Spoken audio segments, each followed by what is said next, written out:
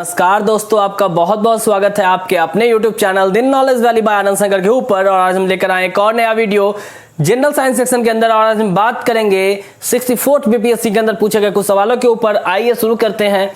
First question जो हमने आज लिया है वो क्वेश्चन कह रहा angstrom is a unit of, it means कि एंगस्ट्रॉम किसका यूनिट है। अपने पास कुल मिलाकर हम जानते हैं कि होते हैं 5 ऑप्शंस, जिनमें से पांचवा ऑप्शन जो है वो हर क्वेश्चन में होता है फिक्स, क्योंकि ये प्रीलिम्स का क्वेश्चन है। पांचवा ऑप्शन जो है वो रहता है क्या, नन ऑफ द एबव या more than one of the above. बाकी के 4 ऑप्शंस पे हमें पहले डिस्कस करने हैं, फाइनली ये गेस करना है या ये चीज पता लगानी है कि भाई पांचवा ऑप्शन जो है वो सही है या गलत है। इन सारी चीजों पे हम बात करने जा रहे हैं।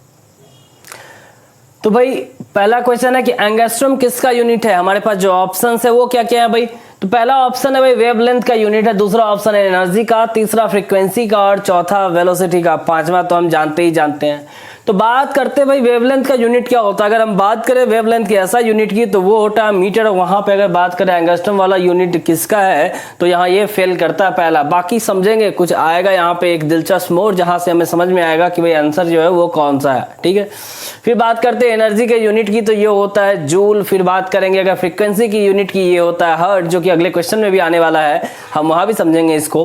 फिर बात करते हैं वेलोसिटी का यूनिट की तो वो होता है मीटर पर सेकेंड, या फिर अगर बड़े यूनिट की बात करें तो किलोमीटर पर आवर के अंदर हम बात कर लेते हैं। ठीक है, ऐसा यूनिट वेलोसिटी का मीटर पर सेकेंड। तो भाई इनमें से तो कोई नहीं हुआ, इस हिसाब से आंसर नंबर हमारा ई होना चाहिए। लेकिन जरा ठहरिए भाई साहब, एंगस्ट्रॉम होता है वेवलेंथ का यूनिट, क्योंकि एंगस्ट्रॉम से बहुत छोटा जो लेंथ होता है उसको हम मेजर करते हैं।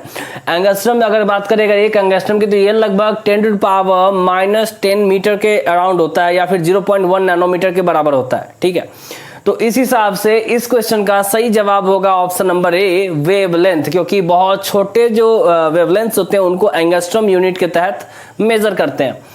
अब भाई हमने फ्रीक्वेंसी का यूनिट समझ लिया, क्या भाई हर्ट्ज है, एनर्जी का जूल, वेलोसिटी का मीटर पर सेकेंड, ये ऐसा यूनिट के बारे में हम बात कर रहे हैं। अब आते हैं अगले क्वेश्चन पे। वो क्वेश्चन क्या कह रहा है भाई, फ्रीक्वेंसी इज मेजर्ड इन। अब सीधी सी बात है, फ्रीक्वेंसी को हम किस में मेजर करते हैं, यानी कि उसका यूनिट क्या है। सीधी सी बात, फिर वापस से वहीं पहुंच चुके हैं जो हमने इस क्वेश्चन के आंसर में हमने बात करा था, जिक्र करा था। तो इसका पहला ऑप्शन आता है हर्ट्ज, आंसर यहीं से क्लियर है। लेकिन भाई हमेशा याद रखना, जब भी तुम कोई क्वेश्चन लगा रहे हो, कोई क्वेश्चन सॉल्व कर रहे हो, तो कभी भी एक ऑप्शन पर के सही या गलत का डिसीजन मत लेना। हमेशा याद रखिएगा आप लोग कि हर ऑप्शंस को आपको पढ़ने हैं। अगर आपको आ भी रहा पूरा ठीक है, तो भी आपको हर ऑप्शन पढ़ने, अगर आपको नहीं भी आ रहा तो भी हर ऑप्शन पढ़ने एटलीस्ट। होता क्या है ना, कभी कभी एलिमिनेशन मेथड आपका बहुत काम आएगा। मान लो हमको आ रहा तो चलो ठीक है, मैंने डायरेक्ट आंसर कर लिया। लेकिन अगर नहीं भी आ रहा है, अगर भाई हमें एलिमिनेशन मेथड आता है, कहने को तो आप कहते हो, कुछ लोग आपने सुना होगा तुक्का टेक्निक, ठीक है, तुक्का मेथड। तो यहाँ तुक्का मेथड के लिए तो मैं सजेस्ट नहीं करता, लेकिन एलिमिनेशन मेथड काफी बेस्ट होता है। उसके अंदर चांसेज आते हैं आपके, ठीक है, एक तरह से वो इनडायरेक्टली कहो तो तुक्का ही है। बाकी वहां एलिमिनेशन की बात करते हैं। मान लो 5 ऑप्शंस है, क्लियर है, 5 में से 2 के बारे में अपने को पता है, 2 के बारे में नहीं पता, 3 के बारे में नहीं पता, 5वां तो भाई फिक्स ही है, 2 ही पे कंफ्यूजन है। उसमें कुछ आप अपने कुछ रिस्क लेने की अगर जरूरत पड़े, ऐसा कभी सिचुएशन आए, कभी ऐसा आए, तो कोई बहुत ज्यादा इस पे इंसिस्ट नहीं कर रहा, सजेस्ट नहीं कर रहा, बाकी समझा रहा हूं। अगर कभी 1-2 क्वेश्चन के चक्कर में ऐसा कुछ जरूरत पड़े तो आप रिस्क थोड़ा बहुत ले सकते हैं, बिना रिस्क की जिंदगी नहीं चल सकती। तो वहां पे आपके पास चांसेज आते हैं। भाई मान लो 5 ऑप्शन है, 2 के बारे में पता है कि ये नहीं ही होगा, 3 में कंफ्यूजन है, 3 में क्या हो सकता है, प्रोबेबिलिटी क्या है आपके आंसर्स के सही होने की, करीब करीब 33% का तो प्रोबेबिलिटी है ना, क्योंकि 3 आंसर में से कोई एक सही हो सकता है या गलत हो सकता है, तो एटलीस्ट 33% का चांस है। तो कभी कभी अगर ऐसा पॉसिबिलिटी आए तो आप देख सकते हैं। इंसिस्ट नहीं कर रहा, सजेस्ट नहीं कर रहा, ध्यान रखिएगा, बस एक जुगाड़ टेक्नोलॉजी की बात हमने कर ली। खैर, पहला ऑप्शन है हर्ट, दूसरा मीटर पर सेकेंड, तीसरा रेडियन, चौथा वाट, 5वां तो वही फिक्स है।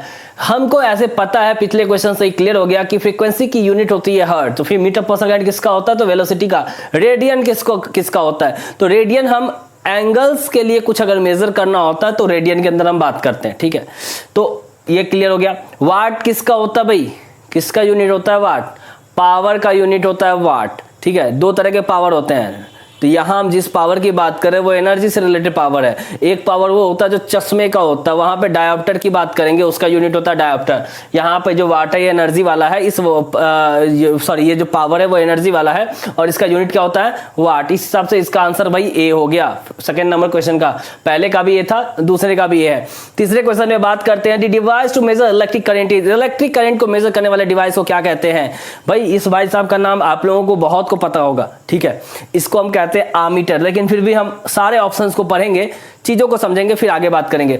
वोल्ट मीटर भाई पोटेंशियल डिफरेंस जो होता है दो एंड के पास, उसको मेजर करने का काम करता है। आमीटर हमने बात कर ही लिया है कि ये इलेक्ट्रिक करंट को मेजर करता है। फिर है एक सी वोल्टामीटर। कभी भी वोल्ट मीटर वोल्टामीटर को एक मत समझ लीजिएगा, हो जाएगा गड़बड़ी भाई, ठीक है। वोल्टामीटर एक अलग डिवाइस है, वोल्ट मीटर अलग डिवाइस है। ये पोटेंशियल डिफरेंस को मेजर कर रहा है, जबकि ये जो वोल्टामीटर है किसी तरीके के इलेक्ट्रिक चार्ज को मेजर करने का काम करता है। वोल्टामीटर को एक और नाम से हम जानते हैं जो कि होता है coulometer. Voltameter is also known as coulometer. तो वोल्टामीटर वोल्टमीटर एक नहीं है, ये दिमाग में बैठा लेना है, ठीक है। बात करते हैं पोटेंशियोमीटर की। पोटेंशियोमीटर भी एक तरह का वोल्टेज को मेजर करने का इंस्ट्रूमेंट है। अंतर क्या होता है वोल्ट मीटर और पोटेंशियोमीटर में? एक छोटा सा डिफरेंस है। वोल्ट मीटर जो है टर्मिनल एंड के ऊपर जो पोटेंशियल डिफरेंस होता है, वोल्टेज होता है, उसको जांचता है, जबकि पोटेंशियोमीटर ईएमएफ ऑफ जो सर्किट का जो ईएमएफ होता है उसको मेजर करता है। तो इस तरह से हमने तीन क्वेश्चंस को समझने की कोशिश की। अब एक दो छोटी सी बात और कर लेते हैं भाई। जो ऐसा यूनिट का जो होता है वेवलेंथ का, वो होता है मीटर। वेवलेंथ का ऐसा यूनिट मीटर, लेकिन हमने यहाँ एंगस्ट्रम को भी यूनिट कह दिया है। ये ऐसा यूनिट नहीं है, लेकिन एक स्मॉल यूनिट होता है वेवलेंथ का। ऐसे हमने इस आंसर को सही करवाया था। फिर आगे बात करें मीटर के बारे में, हमने वेलोसिटी के बारे में हम ऑलरेडी बात कर चुके हैं। इसका ऐसा यूनिट होता है मीटर पर सेकेंड। अगर इसके दूसरे यूनिट की बात करें तो बड़े यूनिट के तौर पर तो किलोमीटर पर आवर भी आ जाता है। फिर अगर बात करें पावर के बारे में, हमने कह दिया है कि वॉट जो है ये पावर का यूनिट है। पावर कौन सा? तो एनर्जी रिलेटेड। अगर वो चश्मे की पावर की बात करो कि उसकी कितनी पावर है, वो लेंस वगैरह की बात करते हो ना, वहां पर लेंस की पावर की बात करें तो वहां पर हम यूज करेंगे डायोप्टर वर्ड, ठीक है। लेकिन ये वाट वर्ड एनर्जी वाले पावर की बात कर रहे हैं। इस हिसाब से हमने आज 3 क्वेश्चन देखने की कोशिश करी। उम्मीद है आपको ये समझ में आया होगा और आपको ये वीडियो पसंद आया होगा। अब तक के सपोर्ट के लिए बहुत बहुत धन्यवाद। आगे भी इस तरह का अपना सपोर्ट बनाए रखिए। इसी उम्मीद में इस तरह के वीडियोस आगे भी हम लेकर आते रहेंगे। धन्यवाद।